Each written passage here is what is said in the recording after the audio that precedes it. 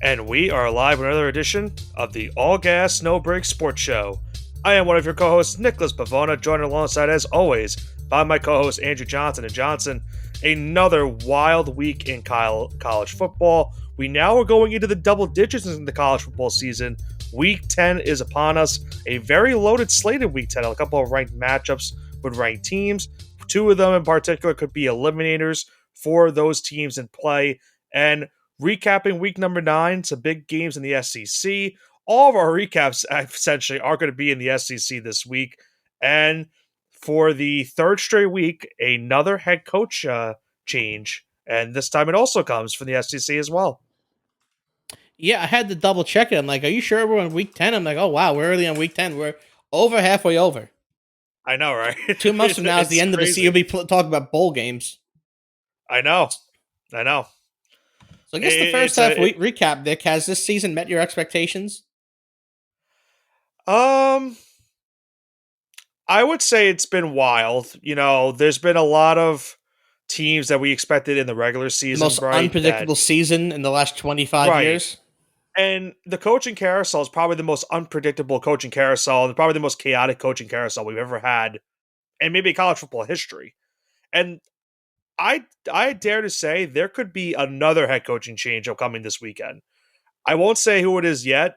I might bring it up a little bit later on, but I think there's another one on the horizon. It's very soon, and it's from a Power 4 conference. So we might have 4 straight weeks of a head coach being fired in a Power 4 conference.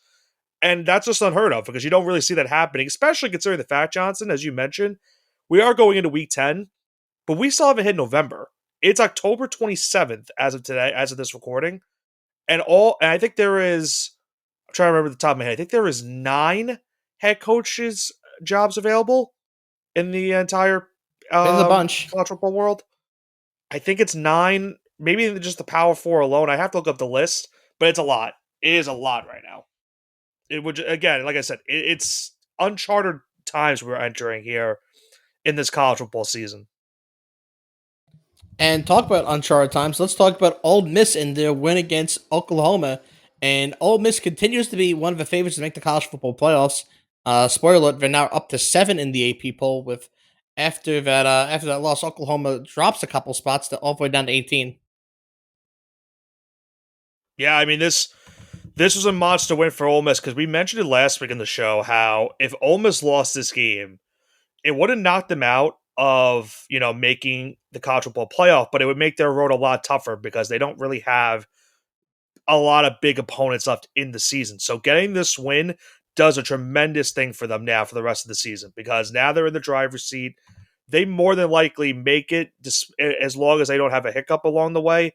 But the big story of this game was Trinidad Chambliss, the starting quarterback. He's been unbelievable since he came in as a starting quarterback for this team. You know, Austin Simmons was the starter going into the year. Chambliss replaced him after he got injured, and Chambliss has overtaken the starting job and continues to play this way. He could be a guy that's drafted, not this year, obviously, but in the near future. This could be a future first-round draft pick in the NFL. He does it all for this team. He's running the ball well, passing the ball well. And going into this game, this was against an Oklahoma defense that was arguably the best defense in the entire nation. And they put up 34 points in them. They really did not have much trouble against this defense. And now they're in a driver's seat to make it to the CFP, while Oklahoma, in the meantime, they are in a position now going into this weekend where it's an eliminator game and the matchup that they will have, which we'll talk about a little bit later on in the show. Yeah, and not much to really add on this. Just really a hard-fought victory for the for Ole Miss, and Lane Kiffin doing a really good job for that program. One of the many programs that are benefiting from NIL nowadays. Throw some money in your program, you have a rich alumni, deep pockets, and all of a sudden, bam, you have a championship contender for college football and in college basketball. But let's stick to football for now. Certainly a hot commodity right now. We talked about the coaching carousel earlier. He is the hottest commodity going right now. A lot of those teams that are in vacancy of a head coach are trying to poach Lane Kiffin from Ole Miss and see if they can become. So my question for you is not if he leaves Ole Miss for another college. You think he could go to the NFL? I wouldn't if I was him because it didn't work out the last time he did that. I wouldn't either. I mean, you think that door is open? Do you think it's still shut? No, it's still shut for now. I think the thing is, like, you're looking at there was rumors going into this weekend that Steve Sarkisian from Texas could leave potentially to go to the NFL. And that's because he has the NFL ties before. Obviously, Lane Kiffin does too. But the first go around for Lane Kiffin went really horribly when he was with the Oakland Raiders. So it's probably shut for now. But if he gets Ole Miss to a spot where maybe they can win a national championship, or if he goes somewhere else and gets that team a potential national championship, then maybe the door is going to open up again and he could be a coach. Because the biggest thing for Lane Kiffin is look at the recent success he's had with a lot of these quarterbacks he's been mentoring these last couple of years. Note importantly, Jackson Dart, of course, has been looking solid for the Giants. And if Chambliss continues to play the way he's playing right now, he's going to be a first round draft pick in a couple of years, and he could be a guy that could be the number one overall pick in a couple of years as well. Yeah, and that's definitely a storyline that will continue throughout the rest of the year. But I want to stick in the SEC and let's talk about Vandy staying in the top 10, even moving up a spot all the way up to number 9 now after they get a big win over Missouri. Missouri drops down a couple spots similar to Oklahoma. They dropped down 4 spots to number 19. This was surprisingly enough, this was a scoreless game almost for the majority of it. It was 3-3 going into halftime. Bo Pribilla really struggled for Missouri in this game. I think he got injured at one point, so he missed the majority of the game. And for Vanderbilt, it was pretty much the Diego Pavia show. He didn't really flash in this game, but when push came to shove, he got the biggest touchdown of the season for the Commodores late in that game to hold on 17-10. As you mentioned, now they move up in the polls. They are right now in a very good spot in terms of trying to make it to the CFP, maybe even the SEC championship game as well.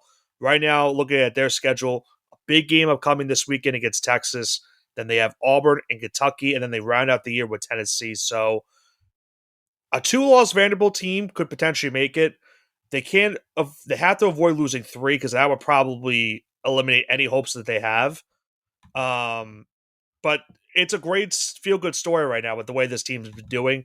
We saw what they did last season. I think they were 8-4. I don't remember the exact record off the top of my head, but last year was a sensational year for this program off of that. And now they're 7-1 in a prime position to make the college football playoff, which was probably obviously unheard of going into the season in the preseason. But Nick, let's talk. Let's look at Missouri's schedule right now because do you think they still have a path to the college football playoffs? And this is a game I was going to kind of save for the latter half of the show when we talk about that AP poll. But we can go straight to the Missouri Tigers right now because they've lost 2 out of the last 3 games now, both the ranked opponents. And the problem is they have 2 ranked opponents left in the season, and they play a Mississippi State team that hasn't looked terrible, even though they had that bad choke this past weekend. And Arkansas hasn't looked as bad either since Bobby Petrino became the head coach. So their games are certainly tough to end the year. They obviously have to win out. That's their only hope. But playing A&M, who's been playing great this season, and then you have to go to Norman for that game against Oklahoma, their path is probably very slim. Like I said, they have to win out if they want to have any hope. Yeah, I mean, let's talk about Mississippi State just for a second because we're not going to talk about the number 13 team, the SEC, for very long. They could very realistically, they could be 7-1 right now. Yeah, The Tennessee game was winnable, the Florida game was winnable, and the Texas game was definitely winnable. This could easily be a 7-1 Mississippi State team, and we could talk about them being in the college football playoffs because it's it's a difference of the majority of the A&M game. They were in that game until the fourth quarter. Yeah, fourth quarter absolutely. Was the only quarter that got away from them. Absolutely. We're talking about 16 points now separates Mississippi State between irrelevancy and the playoffs. So I would definitely keep the head coach and keep him, plugging along there. Yeah, they're still rebuilding. I think the guy's he's in there. I think he's in his second year as the head coach. So they got the right guy right now. They just got to find a way to win because they're finding ways to lose, which is not obviously ideal for a head coach. What about our next game, Johnson? Let's talk about Bama. A little bit of a scare this past weekend against South Carolina. Barely hanging on to win 29-22. They were trailing going into the fourth quarter. They were down technically double digits in that fourth quarter. They were down as many as 9 points, but they rallied to come back and win that game. Another strong performance from Ty Simpson. He was on and off in this game. A little bit of some incompletion issues, but still got the job done and got Bama down the field to get the game-winning touchdown. They remain undefeated in the SEC. They are now one of the 2 remaining SEC undefeateds in that conference in terms of ranked play. And they're still a top 4 team in the country, but this game was just a bit concerning for them. Yeah, it's a little concerning for him because the South Carolina team has not been that good this year. South Carolina probably was the favorite to win this game halfway through the fourth quarter. But even probably towards the end of the game, I think with 2.5 minutes left, South Carolina still had the lead. They had the lead in the ball. They had the lead and the ball, and then all of a sudden, Alabama turned on their head. Yep. That was it. That was the end of the game, and Alabama should have a clear path to the playoffs now. They play LSU, which just, spoiler alert, no longer has their head coach. We're going to that a little bit later. We're going to get into that in a second. They have a bye game, East Illinois. That's going to only be found on the SEC network. And then you're going to play the Iron Bowl at the end of the year, which Auburn hasn't looked great, but those games are wonky, as we know. Yeah. The Oklahoma game might be the toughest test they have left. That's what I'm saying. So Alabama go 3-1. You're in the college football playoffs. You could afford to lose to Oklahoma, especially if you take a look at Oklahoma's schedule. They play Tennessee, so they beat Tennessee and beat Missouri, and they beat Alabama. So if Oklahoma wins out here and Bama only drops a game, Oklahoma, they're both in the playoffs. So with 2, you're gonna have multiple 2-loss SEC teams in the playoffs if that's the case. Yeah, I think at the end of the day for Bama, I think they're obviously last year was a disaster against Oklahoma. That's the big reason why they didn't make it to the college football playoff. That game and the Vanderbilt game, of course. So Nick, they already got revenge on one. I have a great hypothetical for you in about 5 or 6 minutes when we finish up with the next game, but okay. Just want to kind of keep that in mind, just so it keeps fresh in my mind. So don't. All right, so I'll save that for now. Let's go into the next game then. Let's go into our final game of our recap.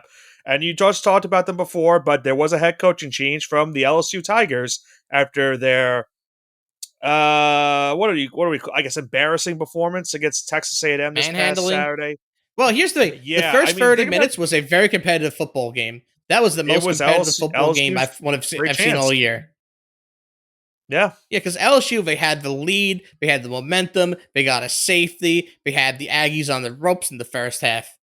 And then the third quarter started, and then that was it. And they got to it almost right away. They scored multiple touchdowns. Yeah. It wasn't even close. I think they scored 5 straight times. I don't think there was a field goal. I think there was one. It was all touchdowns, and then it was a kick return, or it was a kick or punt return. Punt return. There we go. Yeah, they outscored LSU 35-7 in the second half. Not even close. And the only time LSU got that was in garbage time, the last minute of the game. Yeah, it's mind-boggling what has happened to this program. First off, they've never recovered from Coach L. They've never recovered from Coach Before we get into that, because it's going to be a little bit lengthier on their part, give A&M their props. Marcel Reed looked phenomenal in this game. 202 passing yards, 2 rushing touchdowns. He might get drafted next year if he keeps this up. He might put himself into the Heisman race with the other quarterbacks right now. I think he is right now. I think he's right up there. In that race. He needs a couple more games like this to maybe get himself into a spot where he could maybe win it. But yeah, they're 8-0 now in the season. They're 5-0 in conference play. Right now, they'd be on pace to play Alabama in the SEC championship game at season's end. And looking at their schedule, still some tough games. They're going to have a bye week upcoming this week. Then they play Missouri on the road, not an easy game. Home against South Carolina, Samford. And then the last game of the year at Texas, who obviously we don't know what you're getting at Texas every single week you watch them, but it still is a tough game because you're going to have to go to Austin for that game. So not going to be easy, but Mike Elko's team is more than likely into the college football playoff. It would have to take an unforeseen collapse for them to miss it. Well, this is their running joke year. Yeah, go ahead. The running joke of A&M is, yeah, sure, they're 8-0 right now, but there's 4 games left, and that's, they have 4 mandatory losses, so they go 8-4 each year. So, listen, if they start losing games at South Carolina and Samford, just that's you're cursed at that point.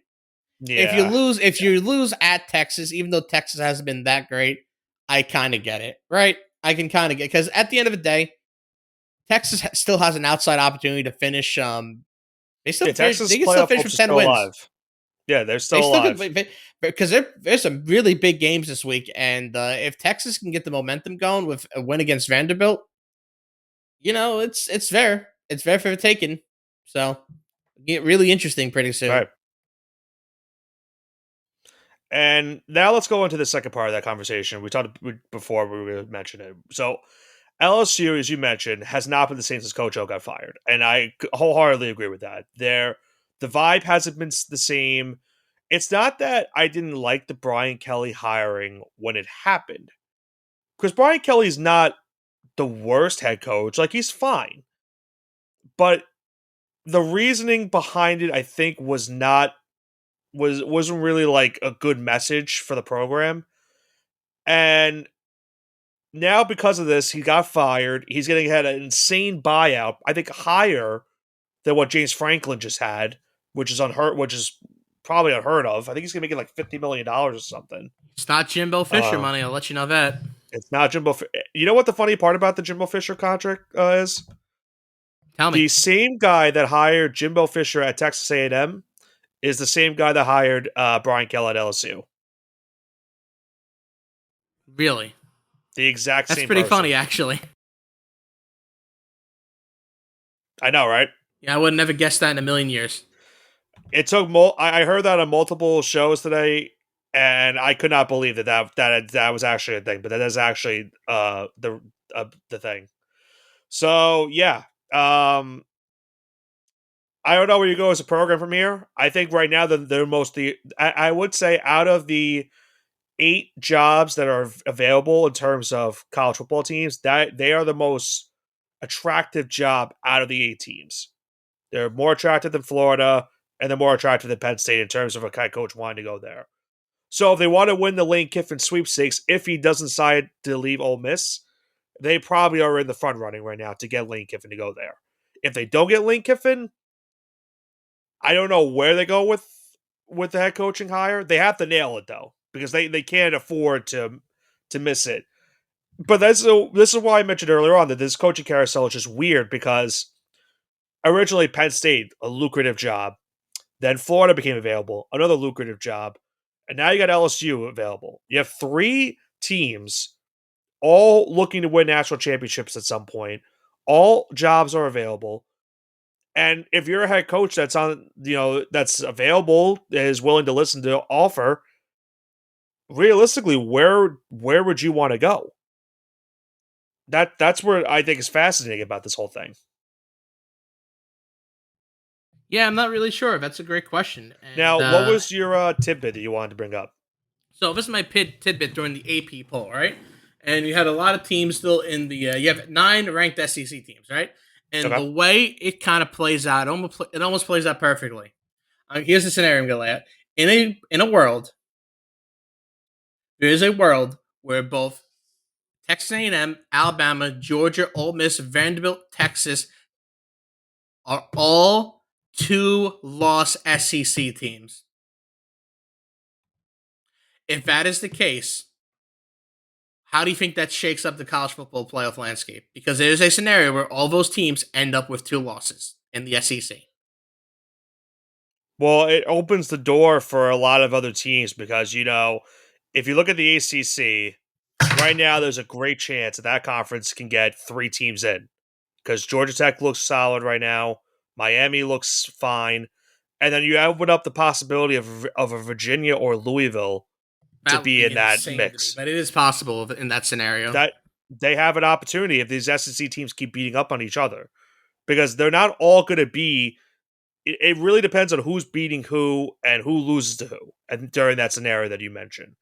Obviously, Texas, they would be great for them because they have to win out at this point to make the CFP. They have no other hope otherwise. Oklahoma's in the same boat. In my opinion, Tennessee's in the same boat. Missouri is in that same boat. And then you also open up the door for some of the Big 12 teams that are on the outside, because BYU is right now the only team that's in. Texas Tech needs realistically one team, in my opinion, to lose, and they probably are in. And then teams like Cincinnati and Utah, who are playing this week, they are obviously in an eliminator game. The winner of that game opens themselves up back in the conversation of making it as well. So if you have all these 2-loss teams, you're going to open up the door for other teams available. And even teams like Notre Dame are going to be salivating and hoping that that happens because they're not necessarily in right now. I know they're number 12 at this current point, but this is just the AP poll. Once we get to the actual playoff poll itself, that's when things become interesting because they don't have the resume as some of these other teams will. So where will they be ranked when we get to that stage in a couple weeks? I'm not really sure, Nick, but we will find out in due We time. will find out. I will say what's fascinating is that we do have one thing I found fascinating about the poll was BYU and Miami being the exact same ranking, number 10. Yeah, pretty funny. Don't really get that often. I don't remember the last time we had two number 10s. We've seen double rankings before, but I don't remember it like being in the top 25 10. though. Like that's Yeah, what you right. see, like towards the bottom Right. end of the poll. Exactly. But looking at the poll, not much, nothing really of note, I would say. The teams dropping out were South Florida, LSU, in Illinois, and Arizona State. The new teams in are Houston, USC, Utah, and a big win for Memphis over that South Florida team because now Memphis is going to enter themselves into the possibility of being that group of 5 team that makes it to the CFP. They right now are on the fast track in. So that's probably the most fascinating thing right now. I think realistically right now, the only thing fascinating about the poll is what I mentioned is going to be that group of 5 team getting in. It's right now Memphis, Navy, Tulane, and it looks like San Diego State, James Madison, and North Texas are those teams right now that are going to be in the bidding to make it to the CFP as that group of 5 winner. So, in your opinion, what's the most likely scenario? So, who do you think the group of 5 winner would be right now? Because we've had many leaders right now. At the beginning of the year, I was thinking Boise State. It used to be South Florida. Is it Memphis right now? I am not so certain because Memphis lost to a team like UAB, so I feel like nothing is sacred right now in the American. Nothing is set in stone right now. Right, and they still have to play Navy and Tulane also. So Navy and Tulane can Navy have that opportunity. Navy could make it. Navy could They're make undefeated it. right now. They're getting votes. If they beat Notre Dame, forget about it. Think about this. Navy is playing North Texas this week, and that is not a ranked matchup, but it's one of the more matches you want to watch this week because it's a college football eliminator, in my opinion. The winner is going to put themselves in the position to stay alive. The loser is probably done. They don't have a chance because they're in the same conference, so you have to remember that too. And North Texas already has their one loss in the season, that being to South Florida, so they have to win this game. If they don't, they're out. Navy wins, then you're setting up Navy right now with Memphis to be the 2 teams battling it out for that group of 5 winner. But Tulane and James Madison and San Diego State are still there. Yeah, it is pretty funny because it's really anyone's game right now. And, man, it's going to be funny when Memphis loses the Rice now. It's possible. It really is. They lost to UAB. They lost to a UAB team that fired Trent Dilfer, and then 1 week later they beat them when they were ranked. Happens. Yeah, always happens. Yeah, that's why when we did our picks last week, I mentioned it in that game. I said this is the classic. Memphis looked ahead of their opponent last week because they were looking ahead to this matchup with South Florida. So they lost that game to UAB. They're going to come out on top in this game, and that's exactly what happened. They won that game by 3 points on Saturday. So it's a classic. Well, we looked ahead, so it sucks we lost this game, but we at least prepared in advance for this next upcoming game, so we're good. So yeah, that's one of the biggest storylines I'm looking forward to going into Week 10. It's going to be how this group of 5 is going to shake out, but keep in mind, there's also some big games upcoming this weekend that we're going to talk about right now in the Mushing Hour that also have some big impact because a couple of these games, in my opinion, are eliminator games for some certain teams. 2 ranked matchups or 3 ranked matchups, And the only team that's safe right now in those ranked matchups is Vanderbilt, which is a crazy sentence to say.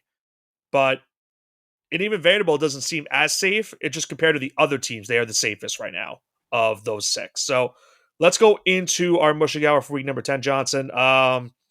Let's just not say what happened last week for us in week 9. It was a pretty bad week for both of us. I did pretty bad. Yeah, you did pretty bad, and still you're still double digits over on the season. So I know. Listen, I was due for some kickback, but you were due for regression, but it's fine. I, on the other hand, just continued to get worse. I'm going for a potential 20 games under 500 this week, boys. That's very good. That is very good, Nick. Keep it up. Keep it up. So let's start off with our first game of week number 10. It's an ACC matchup. Number 10 Miami on the road taking on SMU. Miami a 10.5 point favorite. The over-under for this game, 50.5. Johnson, does SMU have a chance after losing to Wake Forest this past weekend? Absolutely not. Give me the Hurricanes to cover, minus 10.5. Did you know that was SMU's first conference loss in the regular season in 2 years? I did not know that, no. Because they finished undefeated in, what were they in before? The American, right? I believe they were the American before. They went to the ACC. Yes, the American. So they finished undefeated that season before the ACC in the regular season. Then they finished undefeated last year in the ACC. Of course, they lost the ACC championship game, but I'm basing this off of their regular season record. So that was their first regular season conference loss in 2 years. Nonetheless, I'm going to go with Miami minus 10.5 as well in this game. Losing to Wake Forest was a very bad loss for SMU.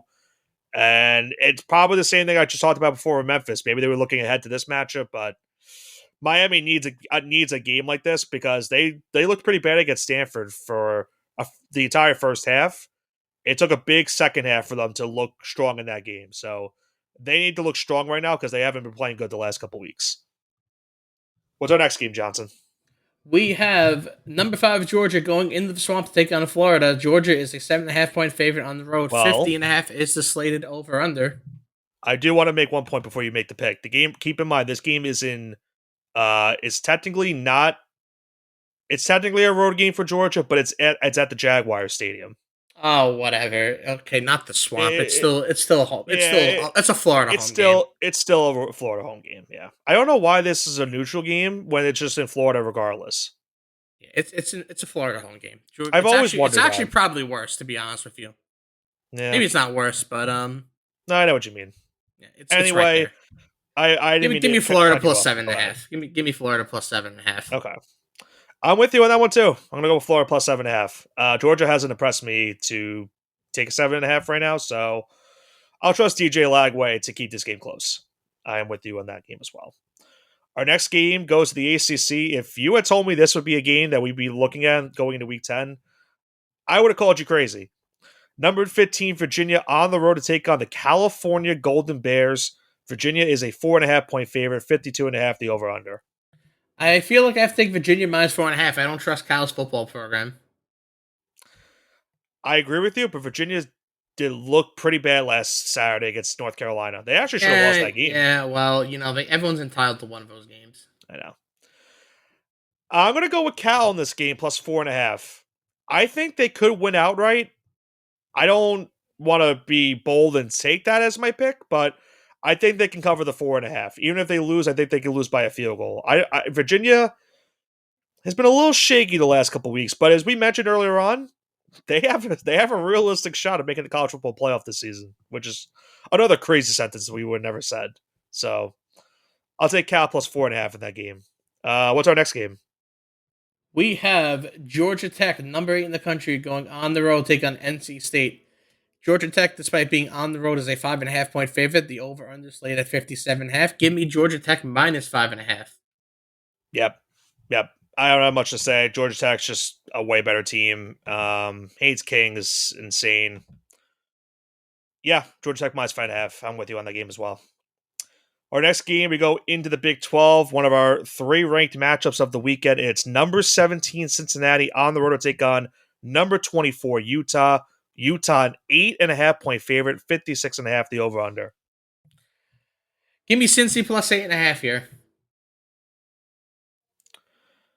I'm going to go the opposite. I'm going to take Utah minus the 8.5, and screw it. I'm going to take the over in this game as well. I haven't done a There two you for in a have little it. bit. There you go. I'm at the point. I mean, this is one of the eliminator games I talked about earlier, Johnson. The winner is going to stay alive in the CFP race. The loser is going to be done. And for my sake, I need Utah to win because their chances are very, very slim right now. So give me the Utes, and I want points. I want points. What's our next game? One of our last two games, we have number 18 Oklahoma going on the road, take on number 14 Tennessee. I'm calling this an eliminator right now in the SEC. It is an eliminator game. It very much is. Tennessee at home, a 2.5-point favorite, over under slated at 57.5. I'm taking Oklahoma plus 2.5 here. I think they hold on and stay alive in the playoff race here. I really thought they were going to beat Ole Miss. I thought for a second they had them beat, and the second half just went very, very poorly for them.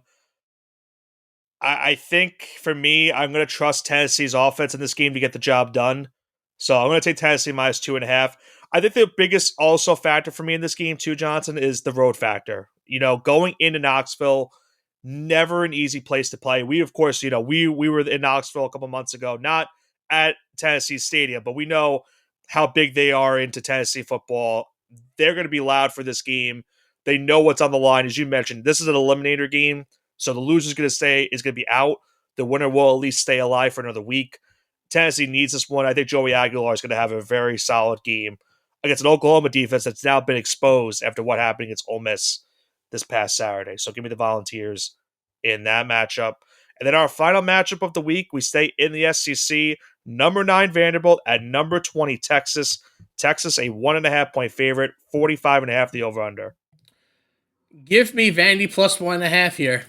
I think they're going to be able to do it. I think they're going to stay alive. They're going to keep the dream alive. So give me Vandy plus 1.5. I do want to know for this game, they might not have Arch Manning play in this one. If you That's didn't why. see at the end of the game, he went to the concussion protocol because he got injured in the overtime period against Mississippi State. So there's a possibility Arch might not play in this game. Now, I don't want to be that person. Is that a good thing or not? I don't know. He didn't look terrible on Saturday against Mississippi State. I'm probably drinking the Kool-Aid at this point. Give me Texas. I have no good reason to take Texas. Drinking the Arch Manning to the Manning family Kool-Aid. It's one of those games where on paper Vanderbilt should be the favorite, but Texas is getting the points. So I'm wondering, does Vegas know something that I don't know? Now, credit, I said the same thing about LSU last week, and A&M just proceeded to absolutely kill them. Oh, they definitely knew something. They definitely knew that it was a trap game. Yeah, so I'm going to take Texas in this one. It's another one where, like, it's a tough road environment for Diego Pavia and company. It's never easy to go to Austin and win these type of games, so I think it will be a little bit of a tough time. Texas defense is going to have to play unbelievable to get them to win. And I think we talked about it earlier. Even if Vanderbilt loses this game, it comes down to them beating Tennessee the final week of the season, in my opinion. So if they lose this game, it does suck. They will have to win the last game to get in. But if they win this game, then they're pretty much in. I think even if they lost the Tennessee game, as long as they don't have a hiccup in between that, and even if they lose to Tennessee the last week of the season, they should be into the college football playoff. So, like I mentioned earlier on, they are technically the safest out of the 6 teams we just talked about in our last 3 games. But they right now, with a loss of Texas, put themselves in a position where they could be in trouble because they would have to win out more than likely to make it into the college football playoff. So, hopefully for them, I want to see them in there, but I don't know. I have a bad feeling about this game, so I'm going to take Texas to cover the minus. Easier said than done, right? It's easier said than done. Yeah, very well said. So that's going to do it for the Mushing Hour. If you heard my picks, you probably want to just fade every single pick possible. I'm 16 games under 500 this season. Still double digits, so doing pretty good. It has been one of those years. I will say, we're going to talk about the NFL later on in the week, but at least that's been going better for me. Yeah, NFL, I'd had a little bit of a better week. We have Monday Night Football a little bit, so... Yeah, Monday Night Football on in a little bit, but hey, we'll take it. Listen, I need something to be happy about. The NFL has treated me so poorly these last 2 weeks. So seeing green on the sheet, it gets me a little bit. It makes me feel a little bit better. Makes me Oh, feel a little Nick, bit we're gonna better. have college basketball 1 week from today, Yes, and I know for a fact I don't know when we're going to record it, but we will be recording an episode very soon. and we'll drop on Not recap. release. It will be going to be talking about the college basketball season, going into a preview of it. We'll make our picks for the top conferences in college basketball. I forgot what we did last year. I think we did our final 4 picks as well. I have to look at the prep sheet. Last year, we did our season. winners for each conference, the win award, the mid-major surprise, teams make the Final Four, and our title game, plus the national champion. Okay, so if you're hurt, so that exact same thing will be what we have prepped for next week. Look at what we did in terms of what we picked. I have it. It's not pretty. St. Louis was my mid-major surprise. Oh boy, I think they may be even made major surprise this time around. I had New Mexico, and they were pretty good. Yeah, they made the tournament. They made the tournament, so I mean, They had that's all that matters. they had a very good year. Yeah, our national championship picks weren't great, but you know, Yeah, I had Duke in there. I was close. Rutgers is the Big Ten champ. Wow. I mean, UCLA isn't any better for me, but listen. They had Dylan Harper and Ace Bailey. Dylan Harper is killing it right now in the NBA. So is Ace Bailey. I don't know what the hell was going on there. Maybe Steve Pikiell's pounded his last nail over Van Piscataway. Yeah. Say that 10 times fast. Yeah, good luck trying to say that. But yeah, I'm looking forward to talking about college basketball just a few short days before that season tips off. November 3rd, right, is when the season tips off? Yeah, 1 week from today, November 3rd, Monday. Can't wait. We were just at Madison Square Garden a couple days ago watching St. John's in an exhibition game against Michigan. So I am very much back into the feel of college basketball. It's a fun time right now. But other than that, college football is almost towards the end of the season. We're now going into week number 10 this weekend. It's going to be a loaded slate. So we'll see how all that unfolds. But that's going to do it for this week's edition of the All Gas No Break Sports Show. A very interesting week number 9. A lot of action in the SEC. Another head coaching change, this time going from LSU. So we'll have to see what these teams do. There are now 8 vacancies in college football. Who will be hired as from those 8 teams respectively? We'll have to wait and see. But week number 10 brings us a lot of big slate of games. Cincinnati, Utah, Oklahoma, Tennessee, Vanderbilt, Texas, just to round out some of the big games upcoming for week number 10. For Nicholas Pavona and Andrew Johnson, this has been the All Gas No Break Sports Show. Have a great rest of your week.